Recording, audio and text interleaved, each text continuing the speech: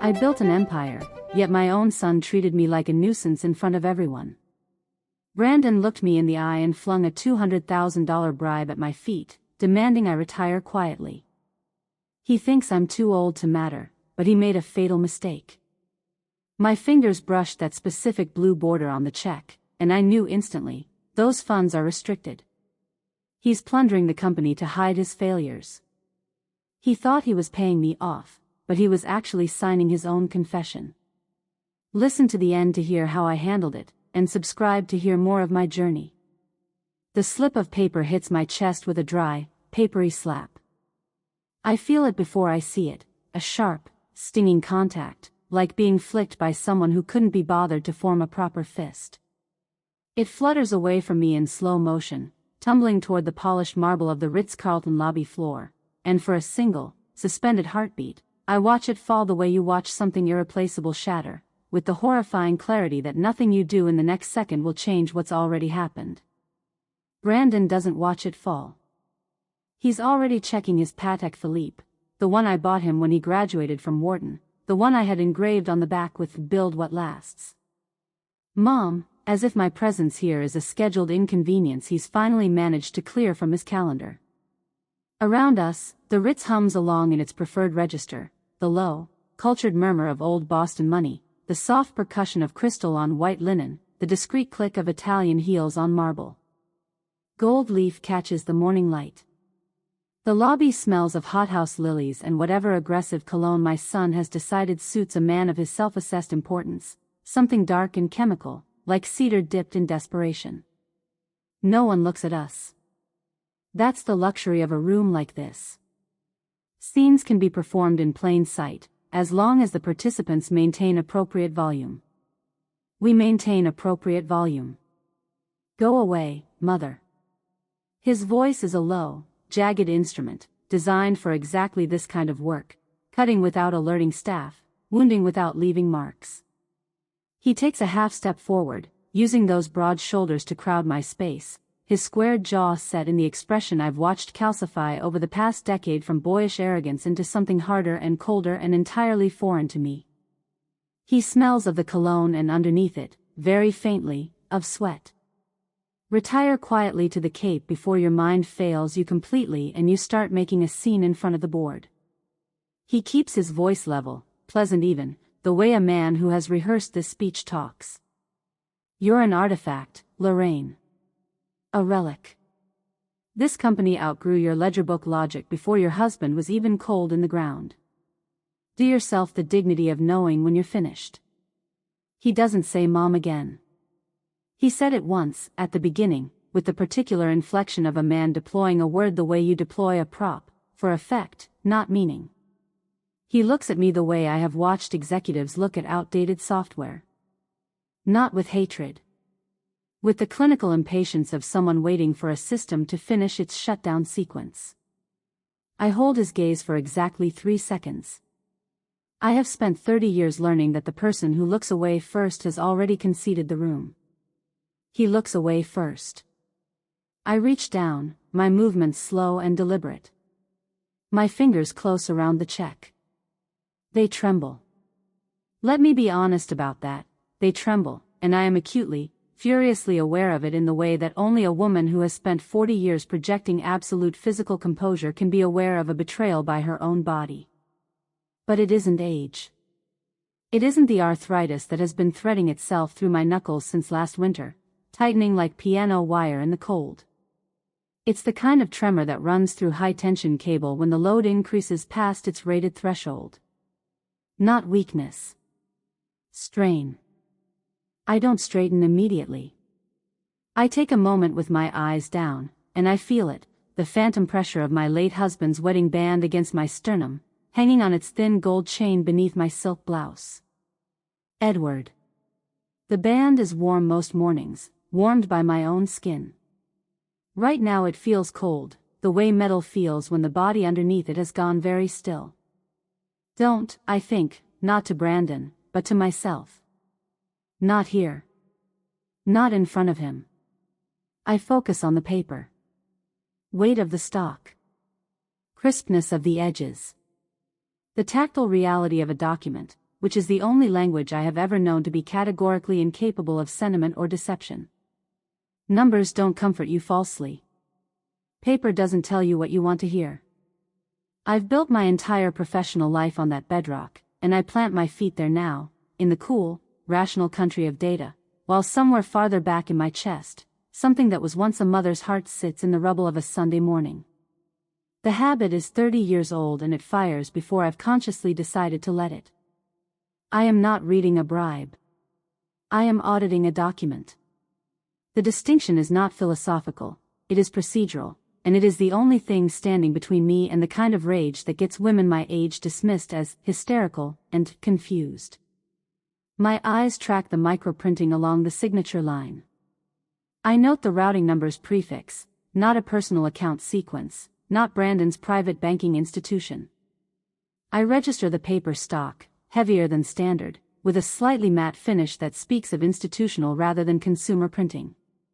My thumb moves along the bottom edge, finding the faint texture of security features embedded in the fiber of the paper itself.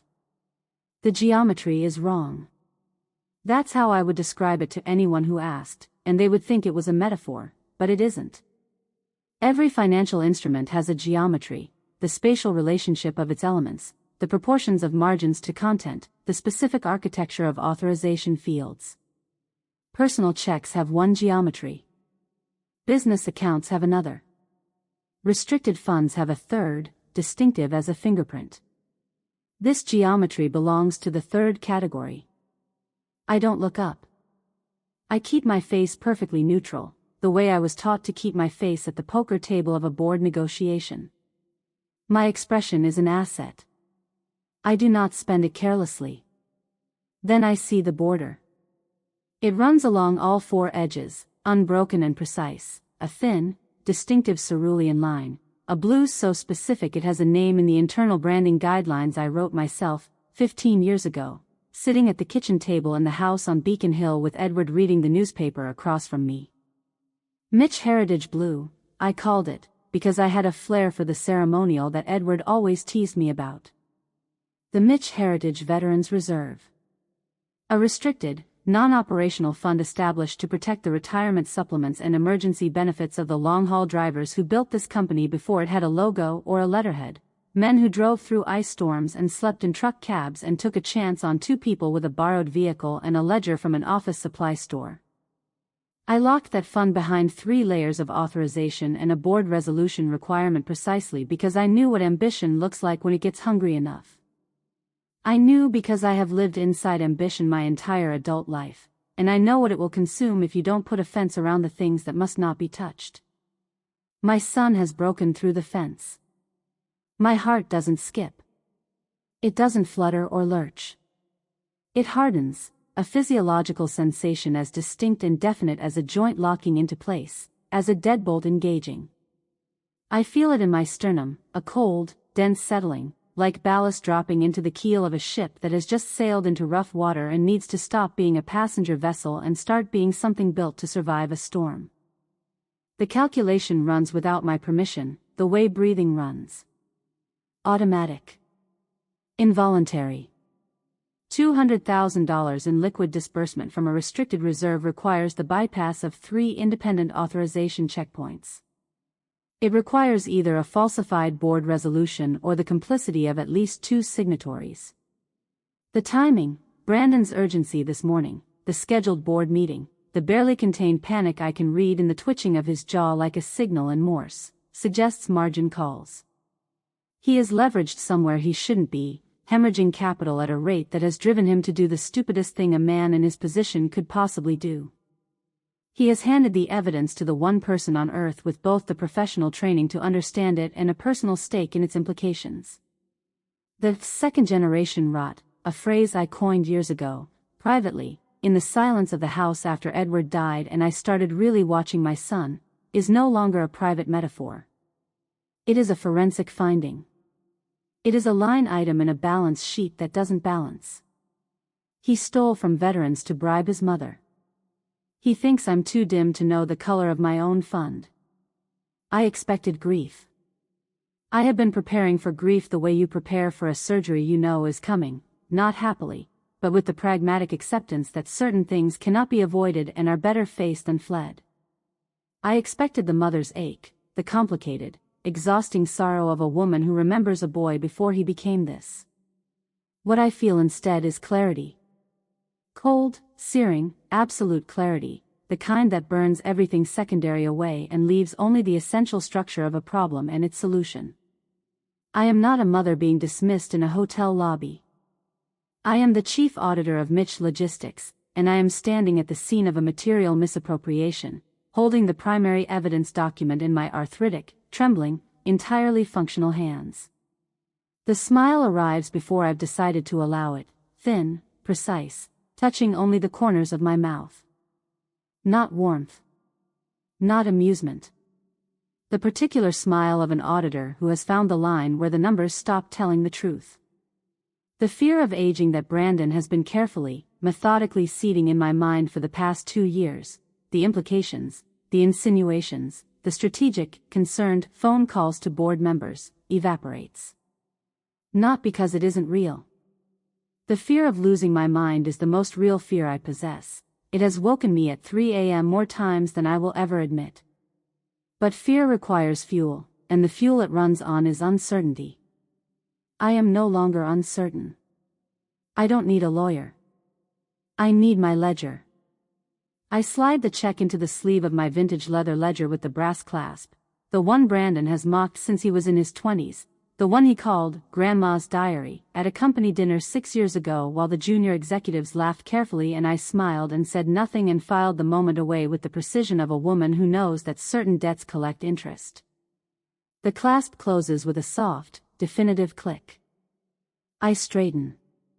I am 5 feet 7 inches and I have maintained boardroom posture for 4 decades because I learned early that in a room full of men who want to look down at you, your spine is a political instrument. I bring my eyes up and I find his. Brandon's eyes are brown and restless, always moving, always calculating exits and advantages. He has never been able to hold my gaze for longer than 6 seconds without finding something elsewhere to look at. I have counted. I know his tells better than he knows them himself. I watched them develop from infancy, and that knowledge is a kind of terrible intimacy that he has never understood and I have never surrendered. I don't blink. I don't speak. I reach up with my right hand and adjust my watch, the Patek Philippe settling against my wrist with a sound like a deadbolt finding its housing, small, solid, final. The silence between us is not empty. It has weight and texture. It presses. He flinches. It's barely perceptible, a micro-contraction around his eyes, a fractional shift in his jaw, but I have spent a career reading the body language of men who didn't want to be read, and I catch it like a fish on a hook. His bravado doesn't collapse. But it flickers. Enjoy your meeting, Brandon. My voice is quiet. Clinical. The particular register I use in depositions, the one that contains no emotion but somehow conveys more threat than shouting ever could. I watched a young attorney cry once because I used this voice to ask him to define the term fiduciary at his own deposition. He scoffs, a short, dismissive exhalation through his nose, and adjusts his tie. He turns his back on me with the practiced ease of a man who has decided the conversation is concluded, crossing the lobby in 3 long strides toward a cluster of board members assembling near the elevator bank. His shoulders relax as he moves away. I watch him absorb himself into the cluster, watch the laughing begin, the handshakes, the casual performance of a man entirely in control of his morning. He believes I'm heading for a taxi. He believes that in the hierarchy of outcomes he's modeled for today, mother goes home and quietly deteriorates, is the most probable and is now in progress. I turn the opposite direction. My heels on the marble are steady and even, each strike deliberate, the rhythm of a woman who does not scurry. I cross the lobby at the pace I have always walked, purposeful, unhurried, and absolutely certain of my destination even when I haven't yet arrived there. The Boston morning hits me at the door, brisk, salt-edged, the particular cold of an East Coast October that bites at exposed skin and makes you either retreat or sharpen, depending on your constitution. I breathe it in. Let it clean my sinuses and settle my thoughts. I calculate. 48 hours to the shareholders' meeting. Brandon's margin calls have matured. Nothing else explains this level of desperation, this sloppiness. A man who is merely ambitious doesn't break into the Veterans Reserve for $200,000. $200,000 is rounding error for Mitch Logistics. He broke in because $200,000 was what was liquid and accessible in the time he had, which means the larger hole is somewhere else, and he is papering over it in strips. He is also moving fast. Which means he intends to finalize something at Thursday's meeting, an asset liquidation, most likely, possibly a sale structure designed to bury the discrepancy in the noise of a larger transaction. Once the sale clears, the trail becomes exponentially harder to follow. He knows that. He has banked on my being too old, too rattled, or too sentimental to move faster than he can. He has forgotten, or perhaps never understood, that I invented the long game.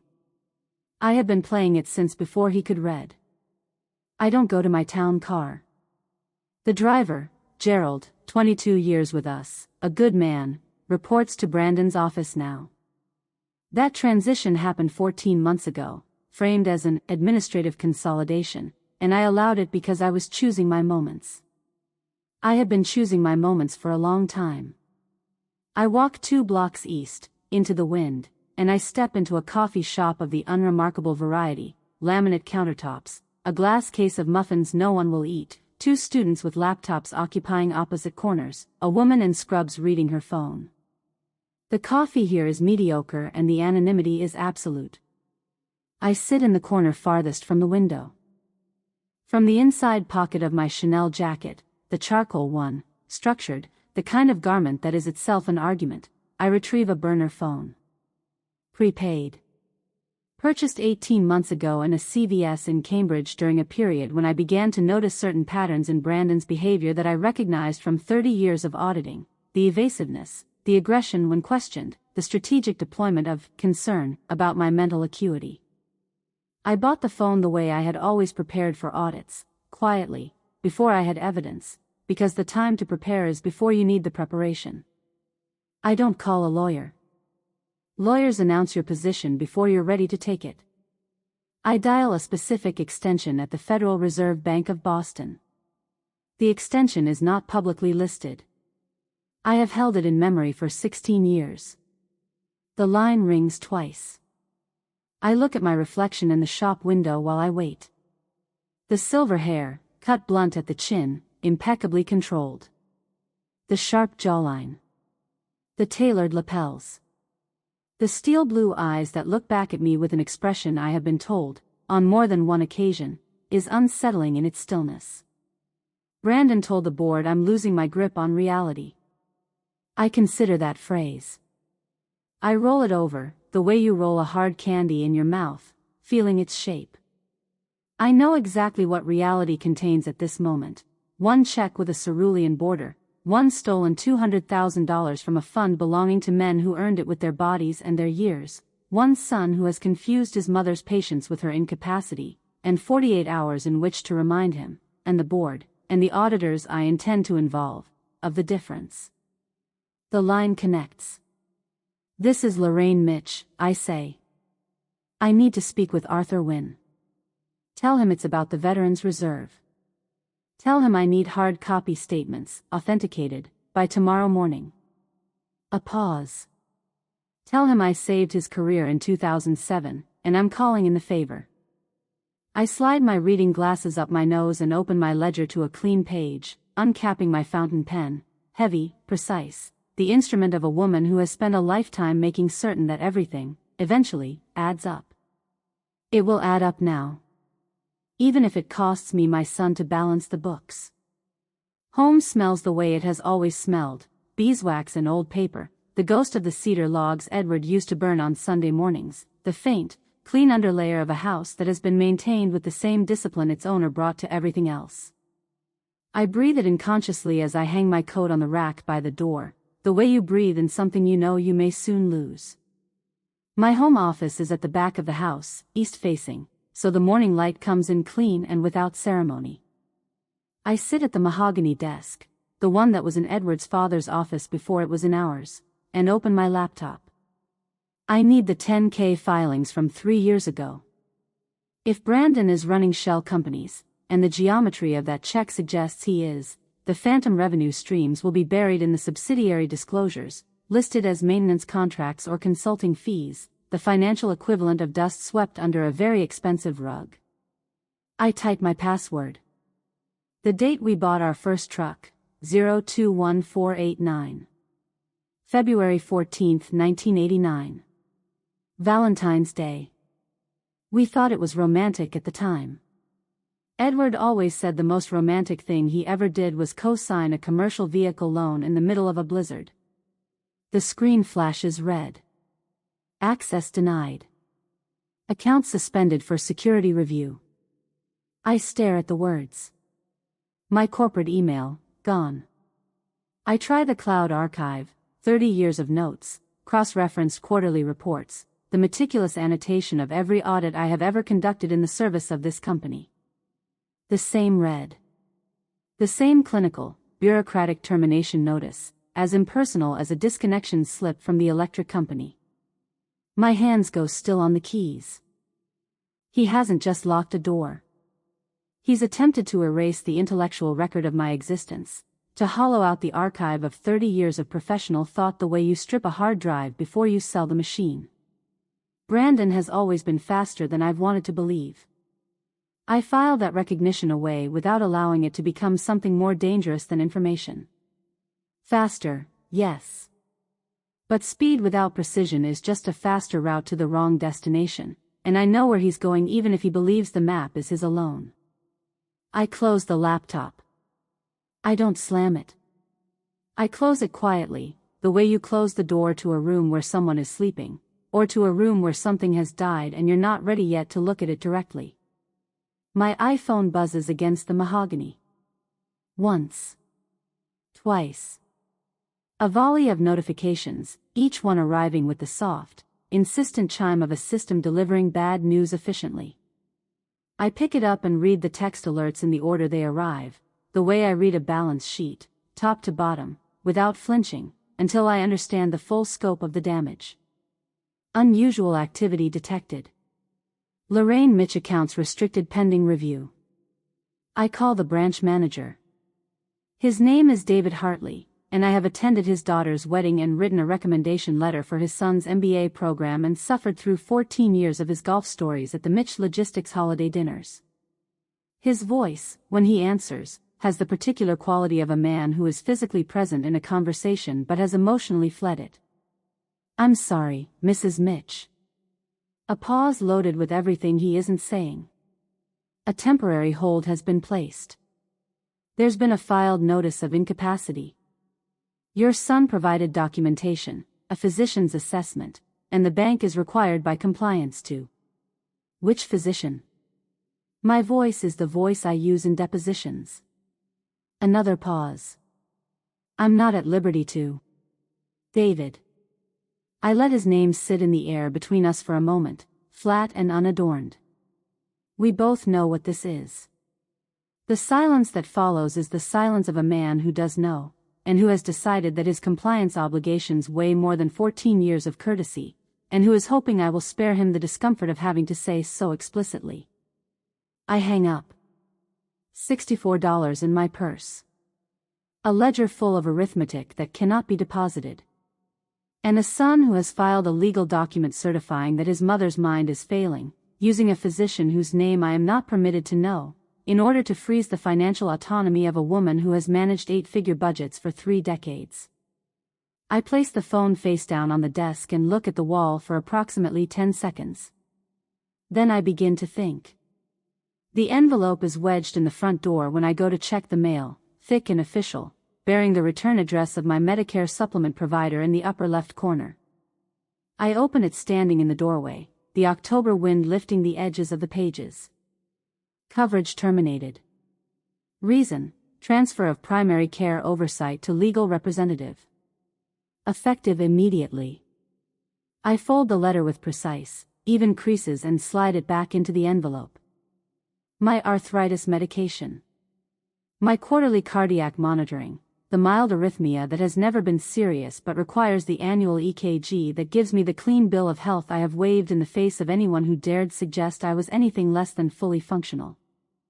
Gone, through a bureaucratic reclassification that redefines me from a patient who manages her own healthcare to a dependent whose healthcare is managed for her. It is, I acknowledge with a cold, professional admiration that feels like touching something rotten, a very good move. Not elegant, there's nothing elegant about targeting an elderly woman's prescription coverage, but effective.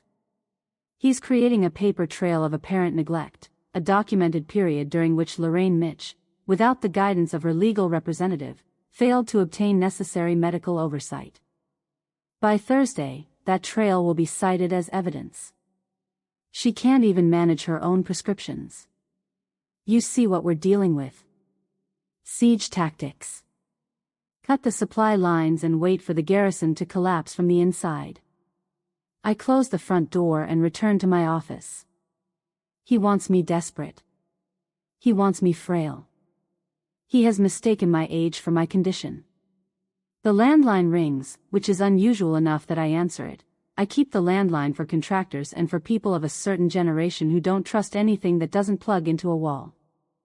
I pick up the receiver but I don't speak. A habit from years of negotiation, the person who speaks first in a silence has already surrendered a small piece of territory. The voice on the other end is Eleanor Marsh, from the Historical Society, a woman I have known for 20 years, a woman who sat at my table at 3 charity dinners and called me a pillar of this community, with what I had always taken to be sincerity. She hasn't realized the call connected. She's speaking to someone else in the room, her voice pitched at the particular frequency of concerned gossip, the kind that presents itself as grief while functioning as entertainment. Sad, really. Brandon said she was found wandering the office at 3 a.m., looking for a truck that was sold in the 70s. A pause. The soft sound of a cup being set down. He thinks she's sundowning. Apparently she doesn't always recognize people anymore.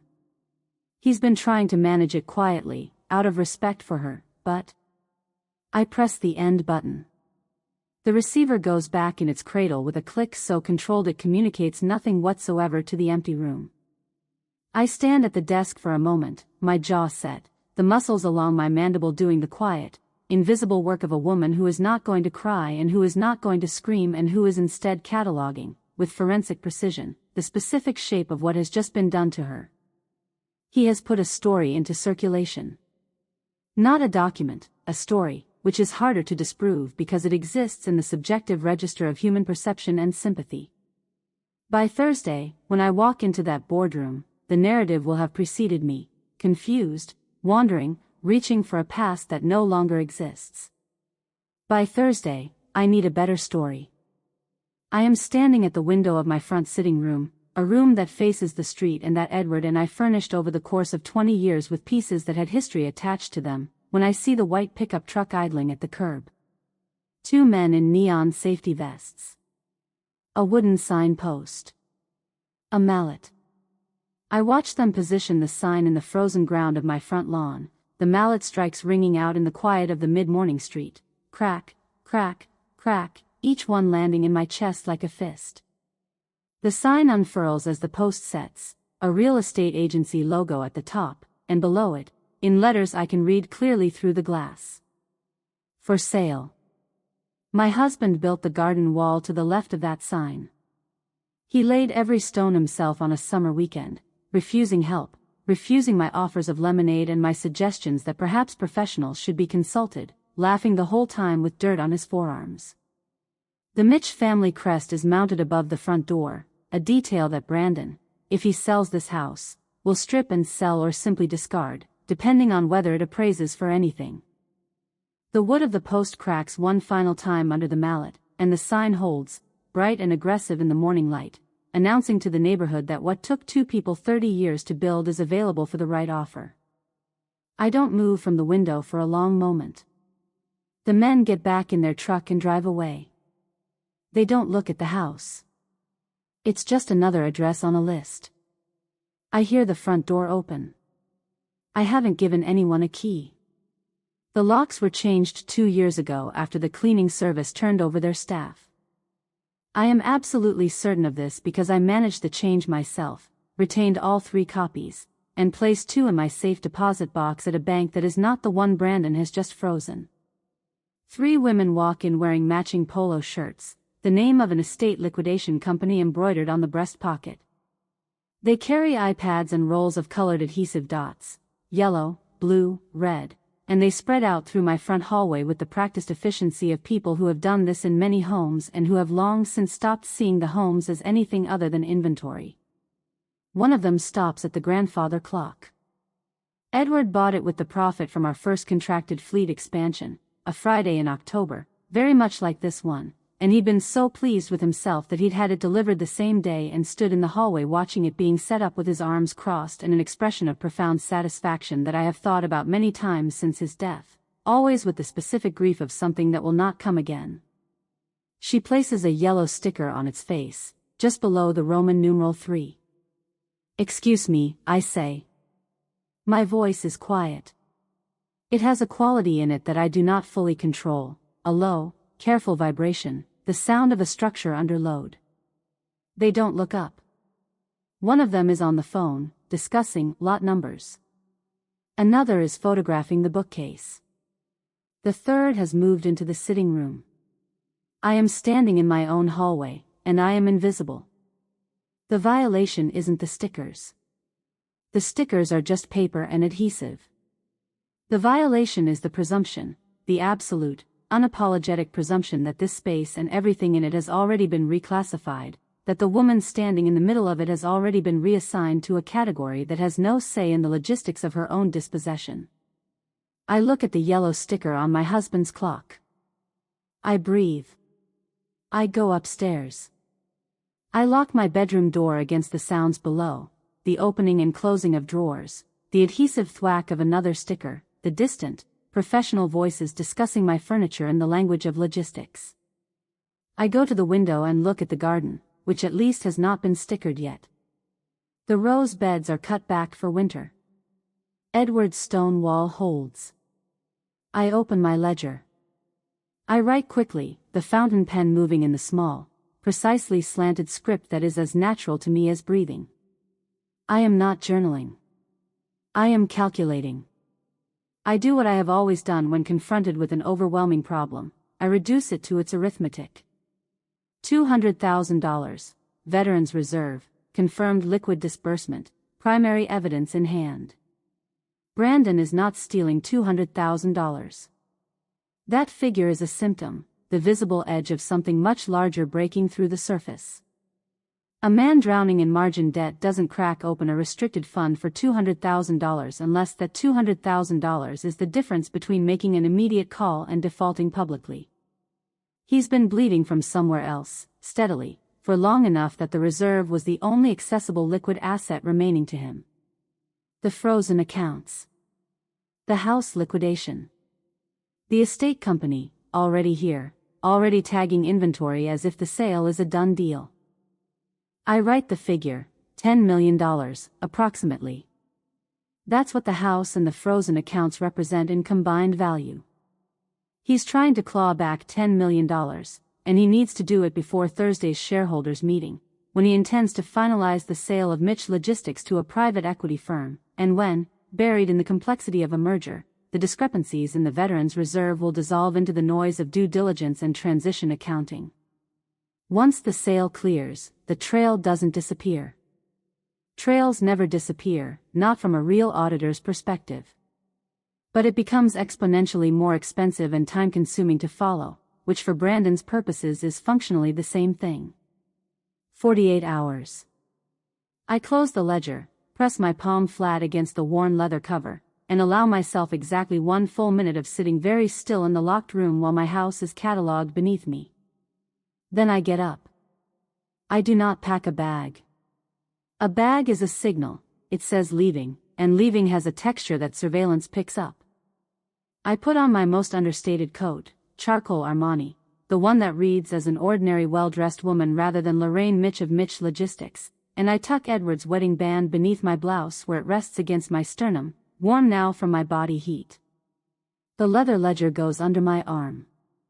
I go to the first floor study, not the main entrance, not the back door which faces the alley where the estate women parked their van, and I open the window. The flower bed outside is the one I have tended for 20 years, a deep border of perennials that are cut back to stubs now, and the mulch gives under my boots as I step down from the sill, catching myself on the stone exterior with one hand, my arthritic fingers protesting the grip. I pause in the flower bed for a moment, listening. Street sounds. The distant murmur of voices inside the house above me. Nothing directed at a woman standing in a perennial border with a ledger under her arm. I walk to the sidewalk and turn east. Brandon's system is digital. Rideshares leave a name and a credit card and a GPS thread. Taxis in this neighborhood are sparse enough to be memorable. I have $64 in my purse and a transit system that accepts cash. 3 blocks to the MBTA bus stop, the morning commuter crowd still thick enough to absorb one more unremarkable person into its current. I am a 67-year-old woman in a good coat, waiting for a bus. In Boston, in October, at 10 o'clock in the morning, I am utterly invisible. Brandon has spent months carefully constructing a narrative in which I am a frail, confused woman slipping out of relevance. He has accidentally built me the perfect cover. I board the bus and find a window seat. His first mistake was the check. His second was underestimating what a woman looks like when she stops fighting to be seen. The South End Diner is a place that has refused, through some act of collective will, to become anything other than what it is: formica tables, vinyl booths, coffee served in ceramic mugs that have been washed 10,000 times. It smells of bacon grease and the particular burnt bottom note of coffee that has been on the burner too long, and it is, I have always felt, the kind of place where serious conversations can be had without anyone paying attention. Arthur Wynne is in the back booth. I see him before he sees me, which is how I prefer things, the half-second of observation before engagement, during which I can read the room and the person in it without the social performance of arrival distorting the data. He is 63 years old, silver gray hair, the build of a man who was once athletic and has settled into a comfortable solidity. He is anxious. The anxiety is evident in the way he's holding his coffee cup, both hands, his elbows on the table, his eyes on the door, the posture of a man waiting for something he is not sure he should be waiting for. I slide into the booth across from him. "Lorraine," he says, and the word contains multiple things: relief that I've arrived, renewed anxiety about what my arrival means, and the old, specific gratitude that has lived in his voice whenever he's spoken to me since 1994. In 1994, Arthur Wynne had a $50,000 discrepancy in his books, a mistake, not a crime, the kind of cascading error that a young comptroller makes when he's in over his head and too frightened to ask for help. I found it during a routine cross-referencing. I could have reported it. I didn't. I sat with him for 3 evenings in a row and showed him how to correct it, and I covered the shortfall from my own savings because the alternative was destroying a careful, honest man over a moment of professional terror. I have never mentioned it again. Until I needed to. He slides a manila envelope across the formica. It is thick, the kind of thickness that represents many pages of documentation, and his hands don't linger on it. He releases it quickly, as if the physical act of transfer is the moment of maximum risk and he wants it behind him. "This is a career ender," he says, low, his eyes moving to the door and back. "If Brandon finds out I pulled internal transaction logs on an active account." "He won't find out, Arthur." I cover his hand with mine. My hand is steady. It surprises me, faintly, that it's steady: the arthritis, the cold outside, the accumulated shock of this morning. But there it is, steady. I'm the only one in this city who still counts the pennies. He looks at me for a moment with something that is not quite relief but is adjacent to it, the look of a man who has decided to trust a person he trusts, and who is hoping that trust is as well-founded as it has always been. "He's moving the money through maintenance LLCs," Arthur says. He leans forward, dropping his voice further. "He's been gutting the Veterans Reserve for 6 months, covering margin debt on a personal crypto position that went catastrophically short. He thought the merger would close faster. He was planning to replace the funds from the sale proceeds before the annual audit. He taps the envelope twice with one finger. He miscalculated the timeline. The ledger is already bleeding, and there's no tourniquet. He looks at me with his steel gray eyes, and I can see the thing he doesn't want to say but says anyway, because he is a fundamentally honest man and that has always been his defining quality. He's not just a bad CEO, Lorraine. He's a thief. I hear the words. I let them land where they land, in whatever place inside me is still capable of registering them as news rather than confirmation. I know, I say. I lift the flap of the envelope just far enough to see the top sheet. Thermal printed bank stock, heavy and smooth under my fingertips, the Mitch Logistics letterhead at the top, my letterhead, the one I designed, the interlocking M that Edward said looked like two people walking side by side, juxtaposed with account numbers that should not exist in proximity to each other. The Veterans Reserve routing number adjacent to a series of LLC account identifiers, a chain of transfers as thin and deliberate as a wire running through a wall, invisible until you open the right panel. My eyes move across the columns quickly, the way they have always moved across columns, the mental arithmetic running beneath conscious thought like a second processor. The timestamps. The transfer amounts. The forged authorization signatures. I can see from here, from the top page alone, that the signature on the board resolution is a poor facsimile of mine, the letter form slightly off in the way that only someone who has signed their own name many thousands of times would notice. And then the dead man's switch clause rises in my memory, clear and complete, the way things you wrote yourself always return to you, not with the haziness of something learned and memorized, but with the total recall of something that came from your own mind in the first place. I wrote it into the corporate charter 30 years ago, at the kitchen table, Edward reading the newspaper across from me, the night after a board member at a competitor firm embezzled retirement funds and disappeared to somewhere tropical. I wrote it as protection, as a structural safeguard, as the kind of clause that hopefully never needs to be activated and that sits in the bylaws for decades accumulating dust. Any executive officer who authorizes or benefits from unauthorized disbursement of the Heritage Veterans Reserve triggers immediate, automatic, and irrevocable termination of their executive authority and equity position, effective at the moment of the triggering transaction. Brandon activated at the moment he signed the disbursement authorization.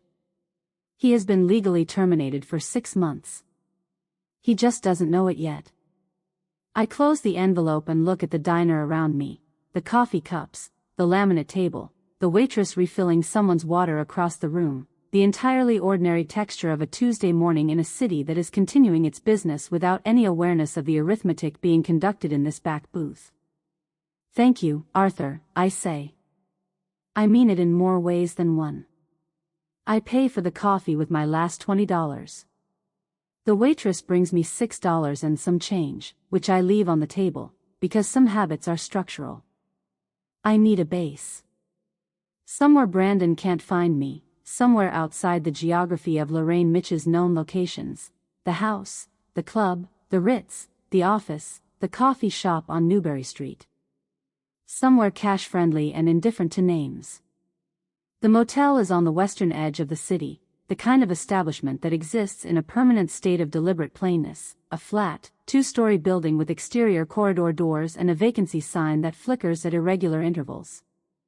It smells of stale cigarettes and the chemical undertone of industrial cleaning products applied to surfaces that resist being fully cleaned.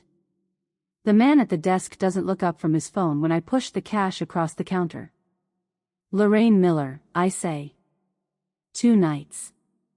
He gives me a key card. Room 114. The carpet inside is the orange-brown of a decision made in 1987 and never revisited. The bedspread is polyester, patterned in a way that suggests optimism of an earlier era. The light fixture flickers once when I turn it on, then stabilizes. I pull the desk chair to the center of the room, sit down, and open Arthur's envelope. I lay the pages out across the polyester bedspread in the order I'll need them, transfer records first, then authorization documents, then the LLC registration filings, then the forged board resolution. I arrange them the way I arrange evidence, chronologically, with the origin point at the upper left and the most recent documentation at the lower right, so that the narrative of the fraud is readable left to right, top to bottom, the way we read everything that matters. The fountain pen comes out. The ledger opens to a fresh page. I am not a mother being evicted from her history. I am not a confused woman wandering offices in the middle of the night. I am not a relic, or an artifact, or a ghost story to be told in lowered voices at the Historical Society. I am the auditor. And the audit of Brandon Mitch, CEO, begins now, in a flickering room on the wrong side of the city, with 42 hours left on the clock and a ledger that is already halfway to balanced. The payphone is outside a 7-Eleven on Commonwealth Avenue, wedged between a newspaper box that hasn't been restocked in weeks and a recycling bin that smells of old beer. The receiver is cold against my ear, and the buttons are the kind of grimy that accumulates in public spaces where no one is responsible for anything. I stand with my back to the street, facing the brick wall, and I breathe. In my chest, where some people keep sentiment and others keep fear, I keep a filing system. I locate the right drawer, Brandon. Communication style. Vulnerabilities. He needs control. He needs to believe he is the one determining outcomes. Most critically, he needs this to be over before Thursday's shareholders meeting, which means he needs my signature, and he needs me cooperative, and both of those things require me to appear broken. I can appear broken. I have been performing composure in rooms full of people who wanted to see the opposite for 40 years. Performance in the other direction is simply a matter of professional flexibility. My fingers hover over the buttons, and I rehearse the voice, not dramatically, not with the theatrical quaver of a movie scene, but with the specific, subtle register of a woman whose confidence has genuinely eroded. The slight hesitation before certain words. The trailing quality at the end of sentences, as if the thought is losing air. The rhythmic tremor that elderly people sometimes develop not from illness but from fatigue and sustained distress. I dial. He picks up on the second ring, which tells me he's been expecting contact. He's been waiting to see which direction I'd run. Mother. His voice is the clipped, contained version he uses when he's managing a situation. Brandon. I let his name come out thin. Uncertain. I'm at a bus station. I pause, as if orienting myself. I don't know which one. There were so many signs. Another pause. You were right. I can't, a breath that catches. I can't manage the house anymore. I got confused with the documents. The women with the stickers. The silence on his end lasts approximately 2 seconds. I count them. In those 2 seconds, I hear the precise moment when his assessment shifts from threat to be neutralized to asset to be harvested. His exhale is soft, involuntary, the sound of a man whose worst-case scenario has just reclassified itself as manageable. Predatory triumph is a very distinctive sound. I file it away. I'll sign whatever you want, honey. Honey. I haven't called him that since he was 7 years old, and hearing it in my own voice now, weaponized as performance, costs me something that I don't examine. Just make the men with the stickers go away. I knew you'd see sense, mother. His voice undergoes a transformation, the clipped efficiency softens into something that would read, to a stranger, as warmth. It is not warmth. It is the faux charitable register of a man who has won and is now engaged in the performance of magnanimity. It is the voice he uses with board members he's already beaten, with subordinates he's decided to reward for their compliance. I have heard this voice before, at a distance, and it has always made my teeth ache. Hearing it directed at me, hearing it deployed by my own son in response to my manufactured distress, produces a sensation in my chest that I register and set aside without naming it. Come to the office at 10, he says. We'll settle everything privately. I'll have your favorite tea waiting. Earl Grey, right?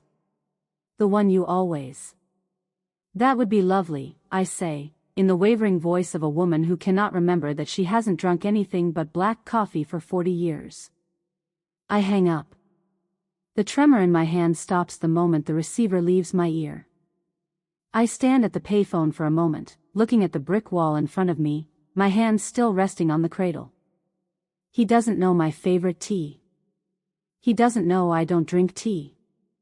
He has never known these things, the small, daily facts of who his mother actually is, because he has spent 40 years looking at me and seeing an obstacle with a face, rather than a person with an interior life.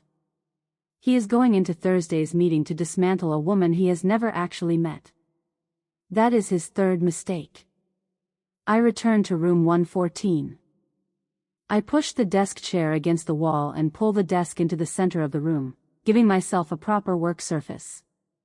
The bank statements come out of the manila envelope in the order Arthur organized them, and I resort them into the order I need, origin documentation at the top, establishing the legal status of the Veterans Reserve, then the first unauthorized wire transfer, dated 8 months ago, then the LLC chain documents, each one a layer of deliberate obscuration, then the subsequent transfers, each one larger than the last, the desperation of a man who keeps pulling a thread and believing the fabric will hold, and at the very top of the stack, clipped with one of the paper clips I find in the motel desk drawer, the blue-bordered check.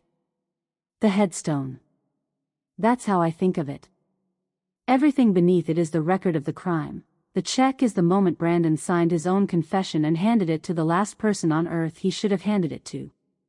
I work through the night with the highlighter and the fountain pen, tracing the money's movement in yellow fluorescent lines, annotating in my small, precise script, forged resolution authorization, see page 7. LLC registered October 14th, 6 days after first withdrawal. The dead man's switch clause I have memorized in full, every subordinate clause, every defined term, every procedural requirement for its activation. I say it to the room 3 times, quietly, in the flickering light, until it lives in my mouth the way the multiplication tables live there, effortless and absolute. I do not sleep. Sleep is for people who aren't auditing the career of their only son. By 6 a.m., the documents are organized into a narrative so causally coherent that a first-year law student could follow it. I stack them, tap the edges square against the desk surface, and slide them into a single large envelope that I seal and place inside the ledger. The ledger goes under my arm. I go to the bathroom to become someone. The mirror above the motel sink is cracked at the lower left corner and has the slightly greenish tinge of cheap glass. I look at myself in it for a long moment, the silver hair, the steel blue eyes, the sharp jawline that has sharpened further in the last 48 hours on coffee and adrenaline. I open my bag. The charcoal Chanel suit. The one I wore to Edward's funeral, which is the most significant piece of clothing I own, a garment saturated with a day I survived when I was not certain I would, a day that required every resource of composure and will I possessed, and which I came through without breaking publicly, though I broke privately for a long time afterward. Wearing it today is not sentiment. It is a reminder. I am capable of surviving the unsurvivable. I have done it before. I apply foundation 2 shades paler than my natural tone. I have the compact for this purpose, purchased last year for a reason I'd prefer not to examine too closely, the part of me that has been preparing for the worst since I first noticed what Brandon was becoming. The dark circles under my eyes I leave entirely alone. I've earned them, and they tell exactly the right story. My silver hair I style with precision, every strand obeying, but I draw one small piece out at the temple and tuck it imprecisely behind my ear, a single loose thread in an otherwise controlled construction. Calculated imperfection. The visible seam in the armor. I look in the cracked mirror and I see a queen in exile, upright, still elegant, but carrying the weight of it visibly. A woman who has been broken but has not shattered. A woman who inspires pity in people who don't know her and something close to awe in the very few who do. I look exactly like the artifact he wants to bury. I pick up my ledger and I go. The lobby of Mitch Logistics is glass and steel and cold blue light, the architecture of a company that has been deliberately redesigned to erase its origins. When Edward and I chose this building, the lobby had warm oak paneling and a photograph of the original fleet behind the reception desk. Brandon had all of it removed 3 years ago, replacing it with geometric art and a reception desk that looks like it was imported from a spaceship. The company's heritage has been aestheticized out of existence. I cross the lobby at a pace I modulate carefully, slower than my natural walk, with a slight hesitation in my left step, enough to read as uncertainty without crossing into obvious theater. I lose my balance at the security desk, a clean, contained stumble, my right hand catching the granite edge, my left hand splaying in the air for a fraction of a second too long. The guard is Marcus, 26 years old, a young man who used to straighten up when he saw me coming and say, "Good morning, Mrs. Mitch," with the genuine, uncomplicated respect of someone who understood that certain people had built the thing he was guarding. He looks at me now with something different. Something softer and sadder, the look of a person watching a decline they feel helpless to address. "Careful, Mrs. Mitch," he says, his voice low. I give him a smile that arrives a beat too late and sits slightly off-center, not vacant, not theatrical, but diluted. The specific quality of a sharp intelligence on a bad day. "Thank you, Marcus," I say, as if I'm grateful for more than just the steadying hand. As if I need steadying in general. I move toward the elevator. Above me, the high-definition security cameras record every step. I want this footage.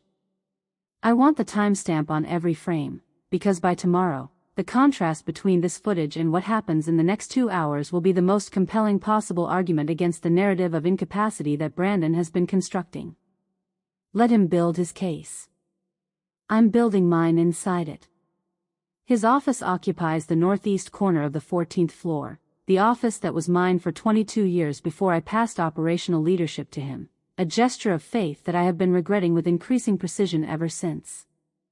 The wall of windows looks out over Boston Harbor, and in better circumstances I have always found it beautiful.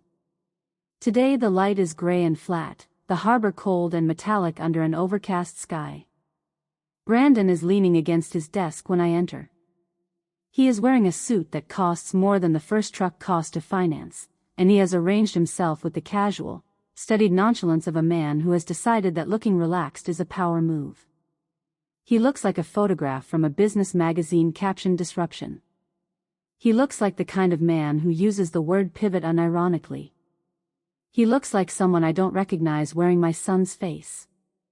On the desk, a thick stack of legal documents. The cover page reads "Petition for Voluntary Guardianship and Transfer of Assets," in a typeface chosen for its authoritative neutrality. He doesn't offer me a seat. He extends a pen, a cheap plastic ballpoint, the kind that comes in a box of 50 from an office supply store. The kind of pen you hand to someone you've already decided doesn't warrant anything better. "Sign on the yellow tabs, Mother." He makes a small, dismissive gesture toward the stack. "Then we can get you settled. The clinic in Vermont has a lovely garden. I've been told the staff is very kind."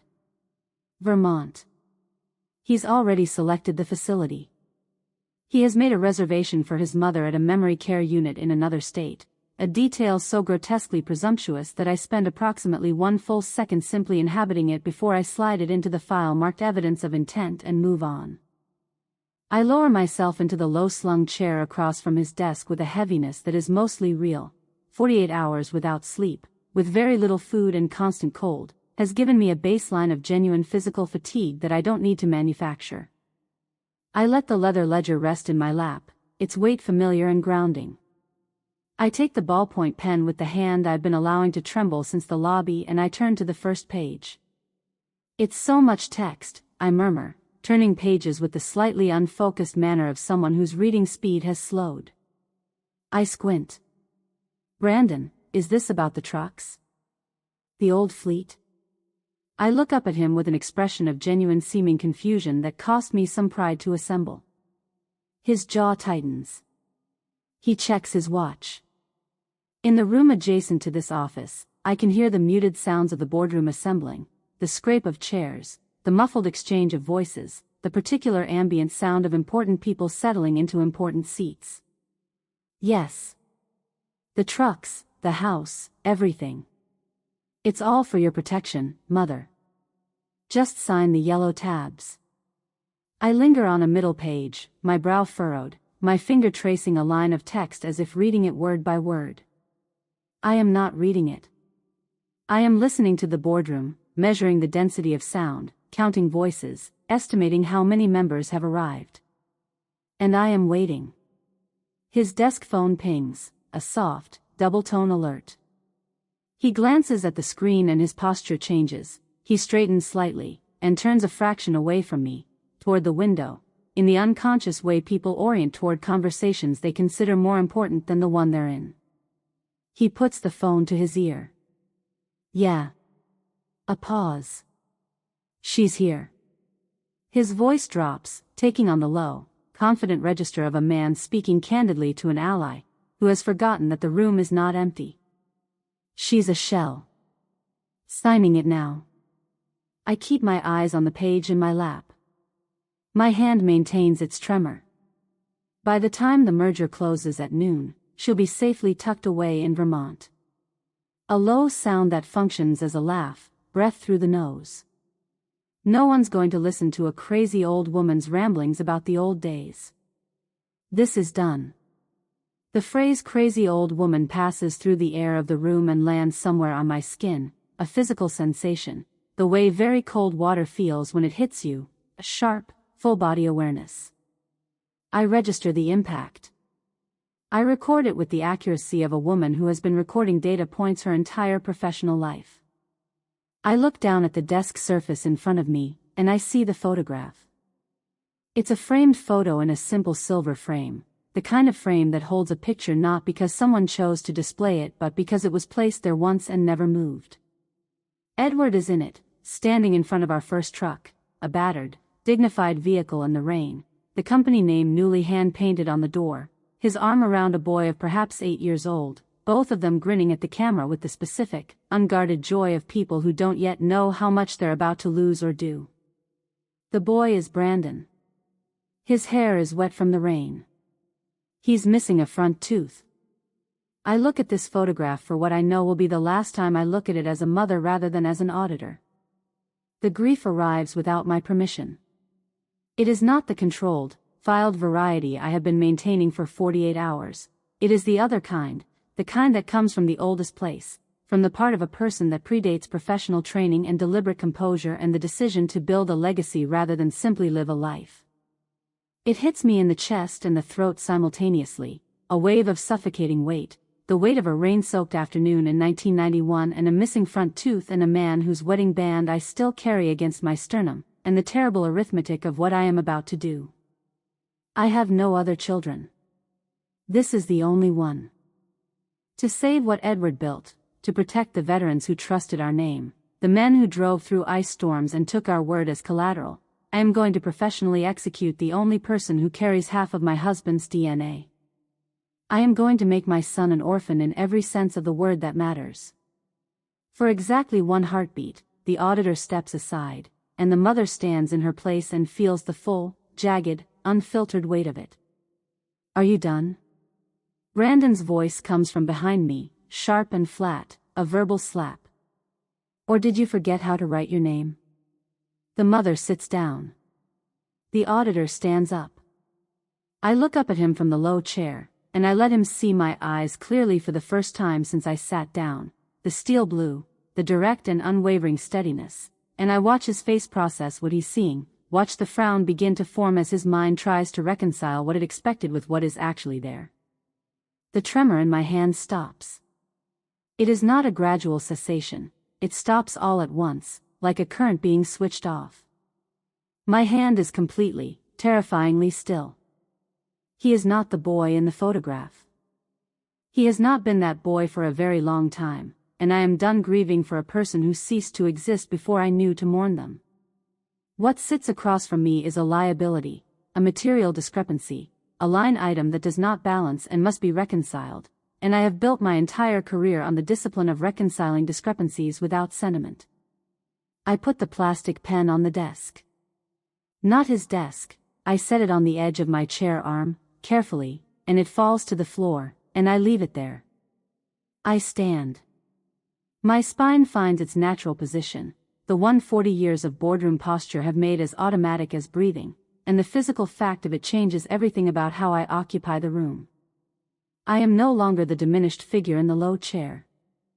I am 5 feet 7 inches of silver-haired, sharp-jawed, steel-eyed precision, and I am dressed in the suit I wore to bury my husband, and I am carrying a ledger that contains the complete forensic record of my son's self-destruction. I do not touch the guardianship papers. I tuck my ledger under my arm and I walk toward the double oak doors that connect Brandon's office to the boardroom. Where are you going? His voice has shifted, the smug confidence cracking at the edges, not gone but strained, the voice of a man whose model of the situation has just been invalidated and who is recalculating with insufficient data. The papers are here, Lorraine. You haven't signed. I don't answer. I don't owe him an explanation, I owe him an audit. Lorraine. Louder now. The papers are right here. We had an agreement. I reach for the door handle. They materialize from the periphery, 2 men in tactical polos, the kind of private security that announces itself through an excess of physical presence and a deliberate absence of effect. They step in front of the doors and cross their arms in synchronized unhelpfulness, forming a wall between me and the boardroom. I stop. I assess. Brandon moves to the center of the room behind me, and I can hear the smirk return to his voice, the specific vocal quality of a man who has seen the play close successfully many times and believes he's seeing it close again. You're not on the agenda, Mother. You don't have a seat at this table anymore. He pauses for effect. He has always loved effect. Take her to the car. She's confused again. The guards reach for my elbows. I don't move. I don't flinch. I don't speak, not yet. I look at them with the precise, unhurried regard of a woman who has stood at the head of many tables and who knows that the person who appears most certain of their position generally determines what the room believes about who has the authority. I have 1 card left to play before they lay hands on me. And I intend to play it in the room where it will do the most damage. The guard's hands are 4 inches from my elbows when I speak. I don't raise my voice. I have never needed to raise my voice to command a room, and I am not about to start today, in the hallway outside my own boardroom, with 2 men in polyester and my son watching from a doorway like a director who believes the final scene is going his way. I would reconsider, I say. My voice has the quality of a scalpel placed on a steel tray, quiet, precise, and containing the specific authority of an instrument that knows exactly what it's for. I keep my eyes on the lead guard's badge, reading his name with the deliberate attention of a woman who intends to remember it. I am a registered officer of this corporation. Any physical interference with my movement toward a board-mandated proceeding constitutes felony assault and false imprisonment. I shift my eyes to his face. He has the look of a man whose certainty has just developed a crack. You are currently within the field of 3 high-definition security cameras. I let that settle. Are you prepared to lose your license for a man who is currently insolvent? The crack widens. They don't step back, not yet, but the hands that were reaching for my elbows stop where they are, suspended in the air beside me, and the ambient confidence that private security carries like a second uniform evaporates from both of them simultaneously. The hallway feels different. The air pressure changes. This is something I have observed in rooms my entire career. The moment when physical dominance encounters a more authoritative kind of force and recognizes, on some animal level, that the hierarchy has shifted. They freeze. I turn my head slowly toward Brandon. He is standing in his office doorway, that beautiful, glass-walled corner office that used to be mine, that I furnished with the mahogany desk and the east-facing window specifically so I could watch the harbor light change through the seasons. And his face has undergone a series of rapid recalibrations that I observe with the detached interest of a woman reading a closing balance. The smirk is gone. In its place is something rawer, confusion, and beneath the confusion, the beginning of fear. Good. You forgot the most basic rule of the Mitch Charter, Brandon. My voice is still quiet. I am not performing for the hallway, I am informing a room. Until a court of law rules otherwise, and no court has, because you have not initiated any proceeding, only whispered about it, I am the majority shareholder and the chair emerita of this company. These men don't work for you. I pause, and I allow the weight of the next sentence to gather before I release it. They work for the entity I created. I reach up and press my palm flat against the fabric of my blouse, feeling the thin gold chain, feeling the circle of metal beneath it, Edward's wedding band, warm from my body, carried here from the house where we built everything we had and which my son put a for sale sign on 2 days ago. The confused old woman you described to your private equity contact this morning wouldn't know any of that, I say. But the CPA who built this room does. Brandon opens his mouth. Nothing useful comes out. I walk forward.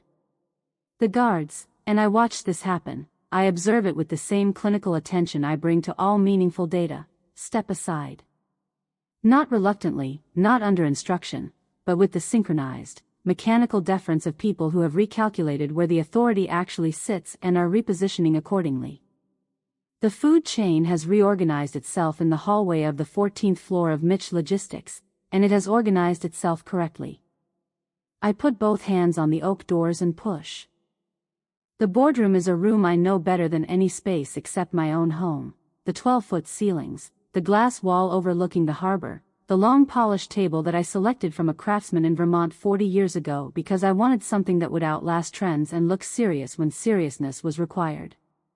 Around that table sit 11 board members in tailored navy suits, men and 2 women who have steered this company through recessions and market shifts and the death of its founder, people I have known for decades, people who received a carefully crafted narrative about my mental decline from my own son and who, I am about to discover, have not yet fully committed to it. The hum of conversation dies the moment the doors open. I walk to the head of the table. My posture is the posture of 30 years of leading this room, the shoulders, the spine, the deliberate, unhurried pace, and I set my vintage leather ledger on the glass surface with both hands. The brass clasp opens. The sound it makes in the silence is small and absolute, like the first note of a piece of music that fills a concert hall. Brandon comes in behind me. I hear him, the rushed footfall, the slightly elevated breathing, the quality of movement that belongs to someone who is improvising. He stops a few feet from the door. I apologize, everyone. His voice attempts the reassuring register and lands somewhere adjacent to it, not quite finding the frequency. My mother is having a difficult morning. This isn't, she wasn't scheduled to. He gestures at the guards who have followed us in and who are standing at the wall with the specific posture of men who are no longer certain whose orders to follow. If the security team could just. I am invoking my right under Article 9. Section 4 of the corporate bylaws. My voice carries to the back of the room without effort, the way it always has, a function of breath control and the habit of speaking to rooms rather than at people. 11 heads turn from Brandon to me. The board chairman, Arthur Pennington, a different Arthur from my Arthur at the diner, a man who has been at this table since the day we rang the opening bell, looks at me over the top of his glasses with the expression of a man who is beginning to understand that this morning is not going to be what he was told it would be. I am conducting a mandatory, emergency audit of the Mitch Heritage Veterans Reserve, I continue. There is a $200,000 discrepancy that requires immediate reconciliation. Under Article 9, Section 4, no sale or transfer of corporate equity may be finalized while a material audit finding is under active review. I let my eyes move around the table, meeting each face briefly, the way I was taught to address a room, not to sweep across it, but to acknowledge it, person by person. We will address the discrepancy before we discuss anything else. I reach into the ledger. The blue-bordered check comes out between my thumb and forefinger, and I hold it up for a moment, not dramatically, not theatrically, but with the simple, functional gesture of a woman presenting evidence. The cerulean border catches the overhead LED lighting, that specific shade I named 15 years ago at a kitchen table while Edward read the newspaper, Mitch Heritage blue, bright and unmistakable in the fluorescent hush of the boardroom. I set it on the glass and slide it down the table toward Arthur Pennington. This was handed to me yesterday morning at the Ritz-Carlton. It was presented as an inducement for my quiet retirement. I watch Arthur's hand close around the check, watch him pick it up, watch him hold it toward the light the way a man holds something he needs to examine more carefully. Look at the routing number, Arthur. Look at the safety border. The room is absolutely still. Arthur Pennington has been in finance for 40 years. He doesn't need long. I watch the recognition move across his face the way weather moves across a landscape, slowly at first, then all at once, the color draining from his cheeks until he looks like a man who has opened a door and found something on the other side that he cannot close the door on again. He takes his glasses off, polishes the lens on his lapel, puts them back on. He reads the routing number again. "Good God," he says quietly. "Not to me. To the check. There's more."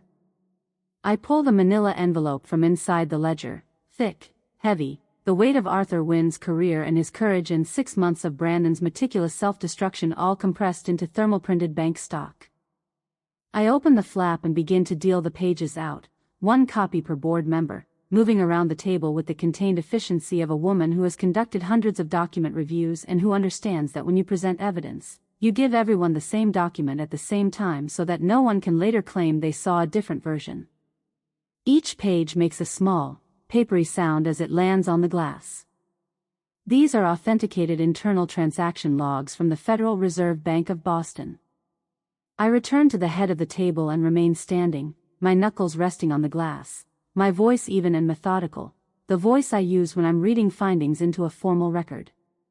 Page 3 documents a series of wire transfers from the Mitch Heritage Veterans Reserve to a Shell LLC incorporated in Delaware under the name Mitch Strategic Assets. Page 5 shows the subsequent movement of those funds into a personal brokerage account registered to Brandon Edward Mitch, used to cover margin debt on a leveraged short position in the Ethereum market that closed at a loss of approximately $8.4 million over a 6-month period.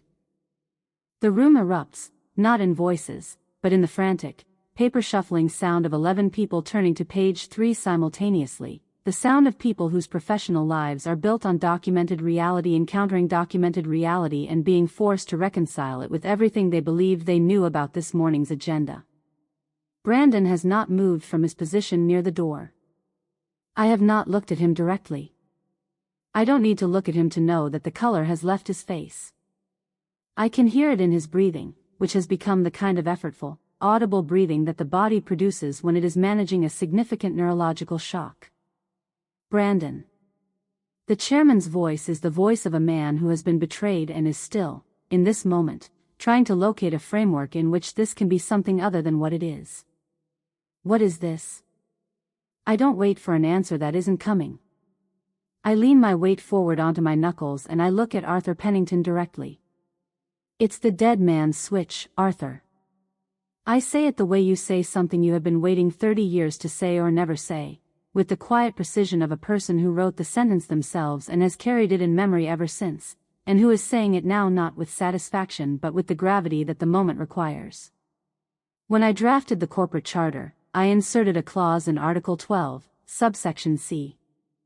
Any executive officer who authorizes or benefits from unauthorized disbursement of the Mitch Heritage Veterans Reserve for non-operational purposes triggers an immediate, automatic, and irrevocable forfeiture of all executive authority, equity positions, and voting rights.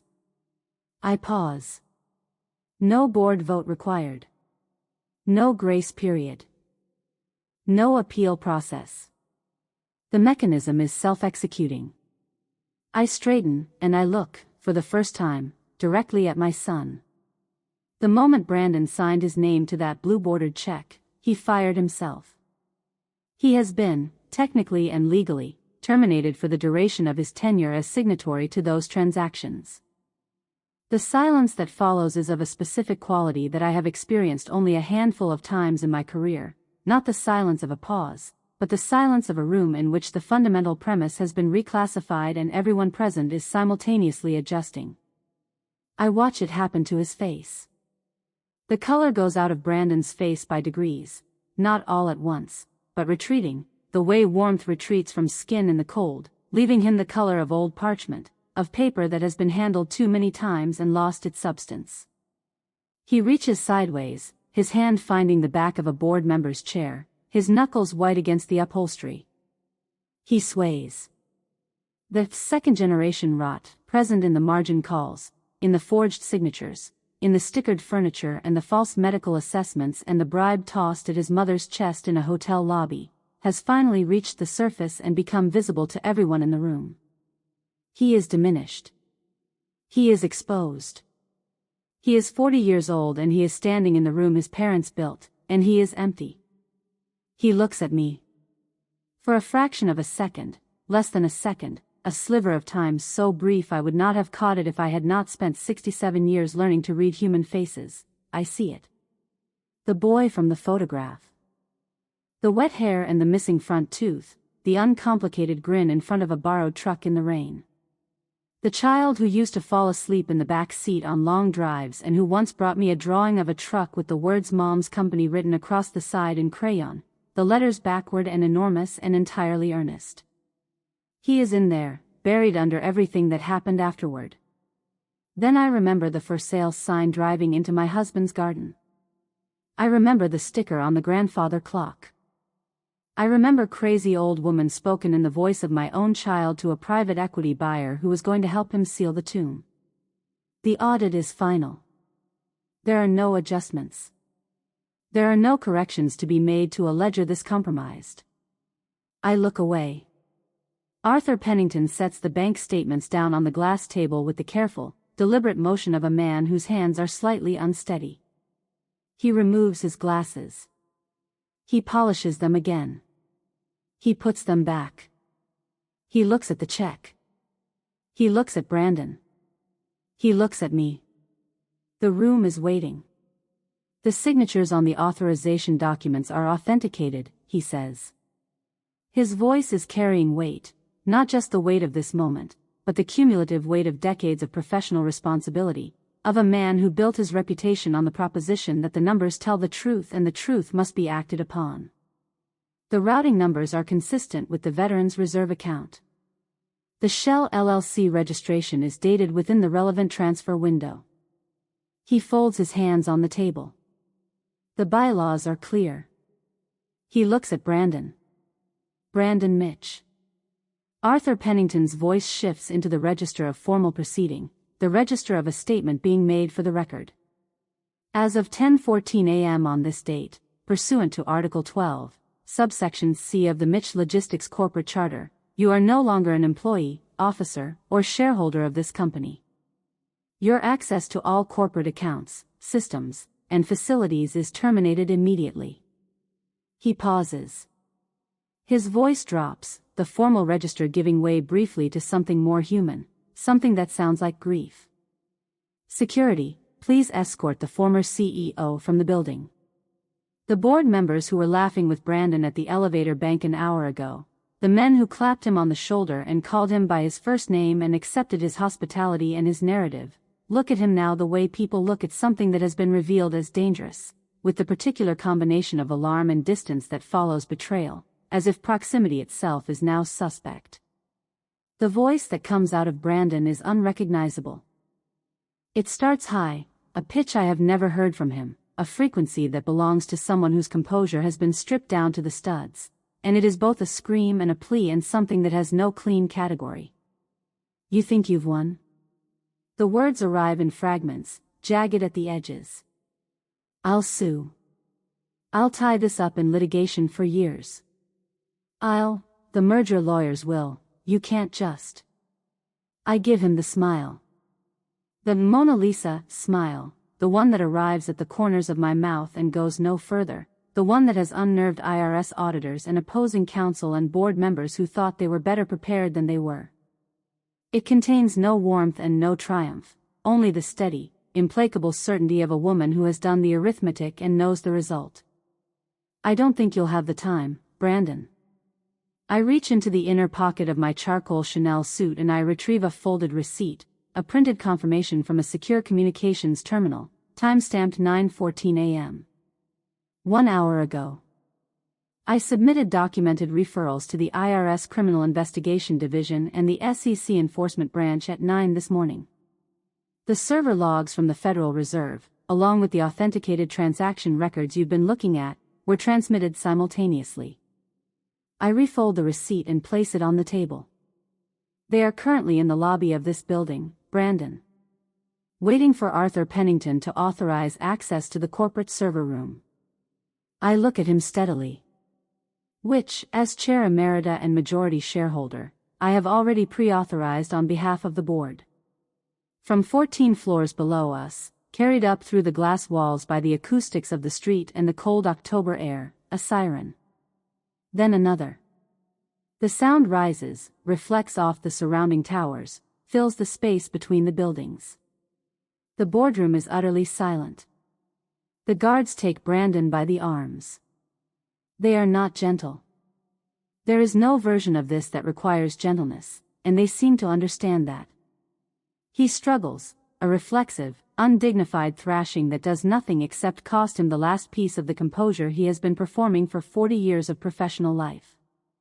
His expensive suit, the one chosen to project effortless authority, rumples.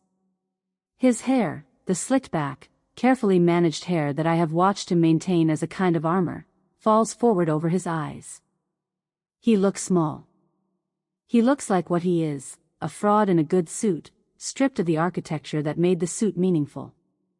As they move him toward the elevator, he screams my name. It comes out ugly, half a curse and half something that might, in a less ruined person, have been a plea. Lorraine. Not mom, not mother, but my name, my actual name, thrown at me like something he's trying to wound me with and failing. I don't look at him. I watch the elevator doors instead, the gold-plated numbers above them, counting down his descent. 14, 13. 12. I watch the numbers until they reach L and stop, and then I listen to the lobby, the distant sound of voices, of doors, of the procedural machinery of consequence beginning its work. His cologne lingers in the hallway, that aggressive, expensive cedar and desperation scent that he has worn for a decade as a kind of declaration. It will clear. The ventilation system will carry it away within the hour. The elevator doors are closed. The numbers are still. The boardroom is quiet in the way that rooms are quiet after something large has moved through them, not empty, but cleared. The air feels different. The particular tension that Brandon's presence generated, the low-frequency pressure of a room organized around the management of a lie, is gone. I walk to the head of the table. The blue-bordered check is still in front of Arthur Pennington. He watches me as I pick it up, his face showing the slow recalibration of a man who has spent the last hour processing a series of fundamental revisions to his understanding of this company and this morning. I hold the check for a moment, looking at the cerulean border, at the routing numbers, at Brandon's signature, B. Mitch, written with a confident, slightly oversized hand, the signature of a man who never doubted his authority to sign anything he wanted. He signed his own professional death warrant in a hotel lobby and handed it to me along with the casual instruction to retire quietly and disappear. I walk to the shredder in the corner of the room, a heavy-duty office model, the kind designed for document destruction of the thoroughgoing variety, the kind that leaves nothing recoverable. I feed the check in. The machine engages with a low, businesslike hum, drawing the paper through its teeth in a single clean motion, and what was the primary artifact of my son's undoing becomes white confetti, weightless and small, drifting into the collection bin. The evidence of the rot, destroyed. The record of the crime, the bank statements, the LLC registrations, the authenticated transaction logs, remains in the hands of Arthur Pennington and the federal investigators in the lobby.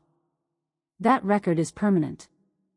That record will travel through the legal system for as long as it takes, and I will cooperate with it at every stage, and it will find its resolution without requiring me to keep the primary wound open and visible. The check was mine to handle. I have handled it. I return to my seat, not the low-slung visitor's chair in Brandon's office, not the motel desk, not the back corner of a diner or a bus seat or a payphone outside a 7-Eleven. My seat.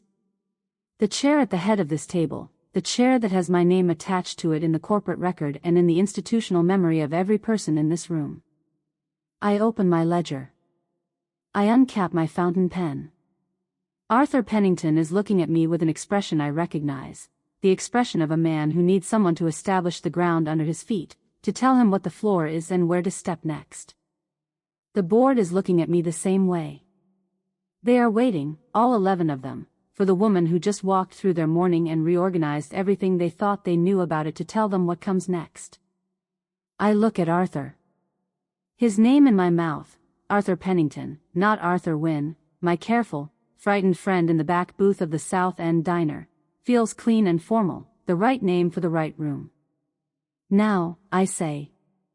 My voice is exactly what it has always been, quiet, certain, and entirely sufficient to fill the space it needs to fill.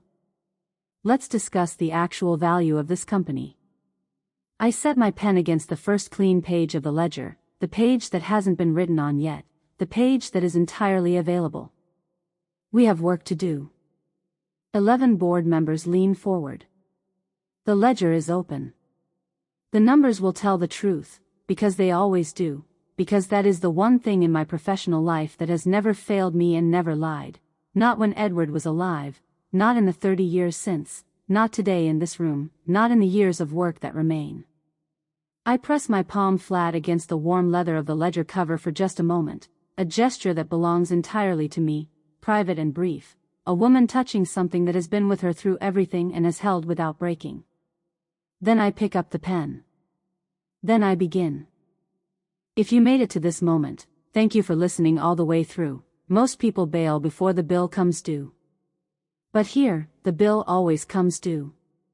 What started as humiliation and disrespect ended with receipts, truth, and a payoff they never saw coming. If you want more stories where karma shows up without mercy, hit subscribe and come back for the next one. Now tell me in the comments, what was the most disgusting thing they did? What crossed the line for you?